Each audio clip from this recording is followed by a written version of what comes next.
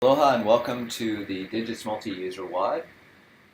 And the goal of this WOD is to actually, now that we have authentication and authorization, we might as well actually support multiple users. In the case of the Digits database, that means, or the Digits system, that means that different people should be able to log into this thing and see their own contacts, not just have one kind of global contacts that everybody sees, but actually have different contact lists for different people. So that's the goal of this one. I didn't provide a screenshot because actually there's not going to be any user interface changes at all. It just means that when you log in with your credentials, you're going to see whatever contacts that you're supposed to see. And to do that, we want to initialize the system with two different users and different initial contacts for each of them so that we can tell when we log in and see the right thing. Okay, so let's start off by creating a branch of the system. Well, we got to start the timer. So we'll say start, and we create a branch of our Digit system called MultiUser 1. I've actually done a MultiUser 1, so I'm going to call it MultiUser 2. Keep things straight.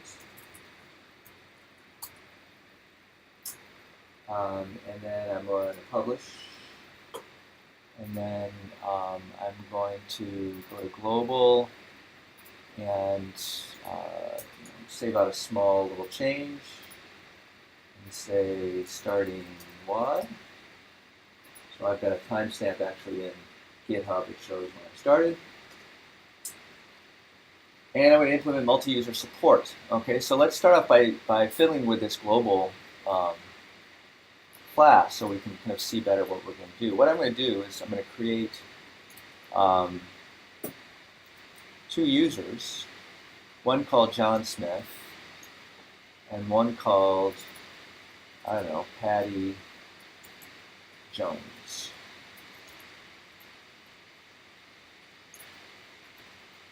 Okay. And then my contact DB is now going to take a user. So I'm going to say Smith at example.com. And copy that. And we'll do it, I'll copy it twice more so we've got it. And then what I'm going to do is say Jones. And then let's just keep it all in the family. So we'll say Philip Smith, Joe Smith, and Sally Jones, and Chemo Jones. And then put that like that. Okay, so apart from all the compiler errors, you can kind of see what the goal here is. We're going to initialize our system. When we add, to our user info DB, we're creating a user called John Smith, and then in our contact database, we're going to add a new contact called Philip Smith and another one called Joe Smith, and that will be for the contacts associated with Smith. And then we're going to have Sally Jones and Chemo Jones for the contact associated with Jones. Okay, so that's what we want things to end up looking like. The problem is this contact DB isn't organized that way, so we've got to go in there and we got to make that work correctly. Okay, so the first thing we want to do is we want to update our internal data structure so that it's going to the contacts, internal in-memory data structure. And later on in the semester, as you probably, realize, we're going to be moving over to a back-end database. Okay, but and just making this kind of in-memory data structure is part of what's going to make that more fun to do.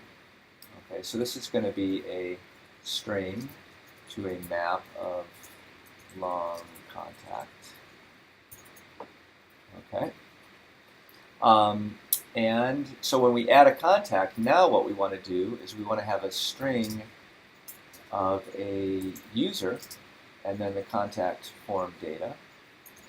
So we'll say @param user, the user.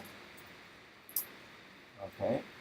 And when we add a contact, we have to make sure the first time that we add a contact for a particular user, we've got to create that internal hash map. So what we want to basically say is if not contacts contains key user. So if that user is not in our contacts database, then we want to say contacts dot put user new hash map with a long contact. Okay, so that guarantees there's going to be that internal data structure. And then once we've got that, now we can say contacts dot get user. That gets that internal hash map, and then we can put into that internal hash map the ID in the contact. Okay. Now when we get contacts, we want to get contacts associated with a particular user. So we can say @param user, the user.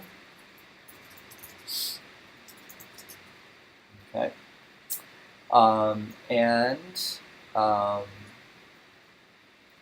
We probably want to say a list of contact instances or null if user not defined.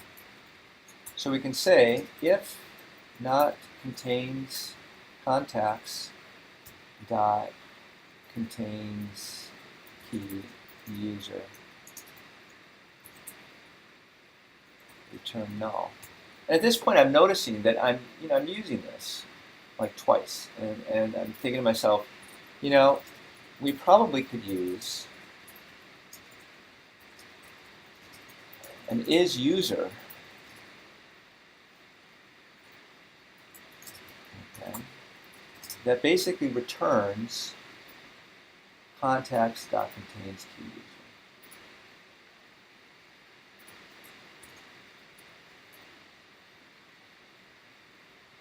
Email. Yeah, user. I'm saying user everywhere else. Why am I switching there? Okay, and so returns true if the user is defined in the contacts DB. User true if the user is defined. Okay, now having done that, I can now clean this up and say basically if is user is user, okay, return null. Otherwise, return a list from the contacts dot get user dot values. Okay, so we're going to get that internal hash map and then return the values. Okay, so that's good. Then we come down here, return to contact that throws a runtime exception if the ID is not found. Well, again, of course, we're going to need to have a user if the ID is not found or the user is not found. So we'll say @param user, the user. And so we can say if not is user,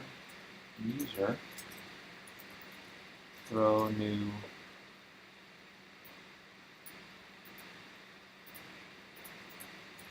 runtime passed a bogus user. Okay, so that takes care of that one. So now we know we have a decent user, so we can say contacts dot get user dot get ID. Okay, and then it'll return.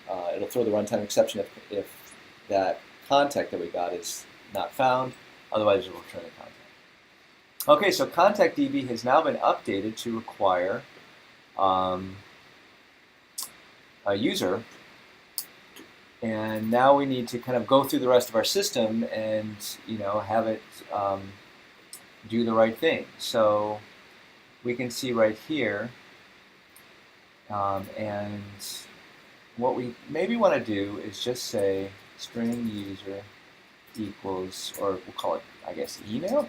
Why not? String email equals user info dot get email. I don't know, I'm going to call it user, just to keep kind of the nomenclature correct, or consistent. String user equals user info dot. You don't have to do this. You could just put this call right in there if you wanted to. But I don't know. It makes it look a little. Might make things look a little more easy to understand. So we'll say string user equals user info dot get email, and we'll put user